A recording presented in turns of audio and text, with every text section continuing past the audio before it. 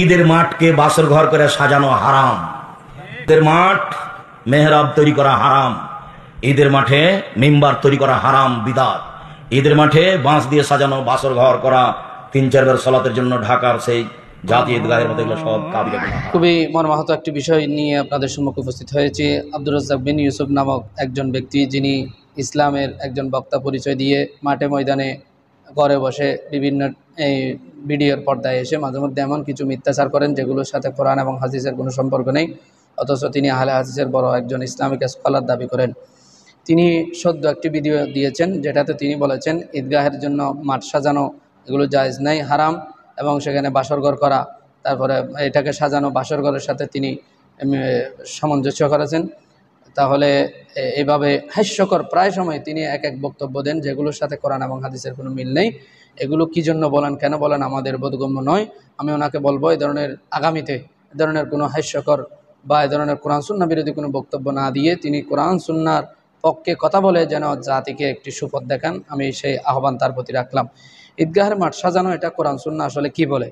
সাজসজ্জা আয়োজন করা ইসলামী সংস্কৃতির একটি গুরুত্বপূর্ণ দিক, কারণ ঈদের নামাজ মুসলিম সমাজের জন্য একটি বড় সম্মিলিত ইবাদত ও উৎসবের দিন।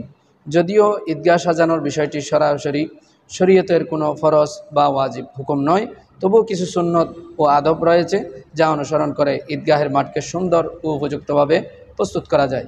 যেমন ঈদগাহের মাঠ সাজানোর ইসলামী দিক কী কী বলা হয়েছে। রসুল করিম সাল্লাল্লাহু আলাইহি ওয়াসাল্লাম বলেছেন, অধিকাংশ সময় তিনি ঈদগাহের মাঠেই তিনি ঈদের নামাজ আদায় করতেন।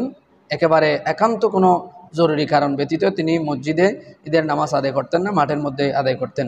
কারণ খোলা মাঠে বিশেষ করে শিশুরা এবং যুবক, আবাল, বৃদ্ধ, বনিতা সবাই আসতে পারেন। তৎকালীন সময়ে নারীরাও ঈদগাহের মাঠের মধ্যে আসতেন এবং যথাযথ পর্দার ব্যবস্থার মাধ্যমে। ঈদগাহের মাঠ সাজানো কীভাবে সাজানো যায়? প্রথম নম্বর হলো ঈদের দিন, ঈদের আগের দিন ঈদের জামাত যেন সুন্দরভাবে সুচারুরূপে সম্পন্ন করতে পারে, সেজন্য এটা পরিষ্কার করা, মাঠে ঝাড়ু দিয়ে ময়লাগুলো পরিষ্কার করা, ঝোপঝাড় থাকলে, ময়লা থাকলে, ইট পাথর বালিকণা কোনো কিছু থাকলে এগুলো অপসারণ করা।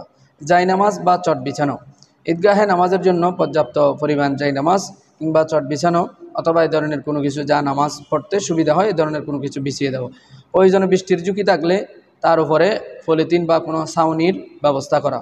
মিম্বার বা খুতবা, যে বিষয়ে আব্দুর রাজ্জাক বিন ইউসুফ বলেছেন মিম্বার প্রস্তুত করা হারাম, অথচ কোরআন হাদিসের আলোকে আমরা বলতে পারি মিম্বার বা খুতবার মন প্রস্তুতি করা এটা রসুল করিম সাল্লাল্লাহু আলাইহি ওয়াসাল্লামের যুগ থেকে কালে কালে যুগে যুগে এটা হয়ে আসছে।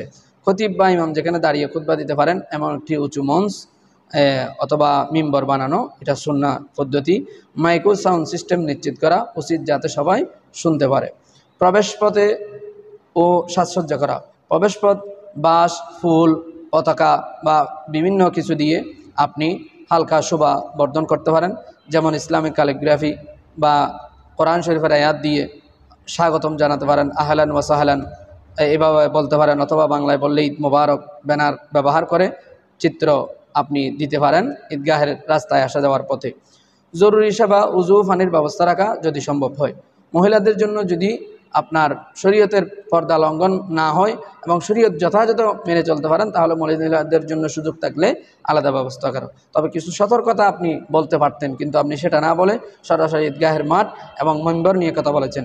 অথচ আপনার বলা উচিত ছিল অপ্রয়োজনীয় তামাশা বা আনন্দ অনুষ্ঠান একটি ইবাদতকে যেভাবে নষ্ট করে দেয়, ওই ধরনের নাচানাচি, নারী পুরুষ একত্রিত হওয়া, হারাম বিনোদন, এগুলো তো নাজায়েজ। এই ব্যাপারে আপনি বলতে পারতেন, কিন্তু আপনি বলেননি। প্রাণীর ছবি, গান বাজানা, আসা যাওয়ার পথে ডিজে সাউন্ড সিস্টেম লাগিয়ে নাচ গানের আওয়াজ ছড়িয়ে দেওয়া, এগুলো কোরআন সুন্নাহর দৃষ্টিতে হারাম, নাজায়েজ। এগুলো আপনার বলা উচিত ছিল, আপনি সেটা বলেননি। উডো ফানুস বা আতশবাজি পরিবেশের ক্ষতিকর, ইসলামে প্রয়োজনীয় বিলাসিতা, এই কাজগুলো আপনি বলতে পারতেন, আপনি বলেননি। আল্লাহ পাক আমাদের সকলকে ঈদুল আজহার যেই পবিত্রতা সেটা রক্ষা করে আমাদেরকে ঈদুল আজহার মাঠে গিয়ে নামাজ আদায় করার তৌফিক দান করুন। ওমা তৌফিক ইল্লা বিল্লাহ, আলাইহি তাওয়াক্কালতু ওয়া ইলাইহি উনীব। আসসালামু আলাইকুম ওয়া রাহমাতুল্লাহি ওয়া বারাকাতুহু।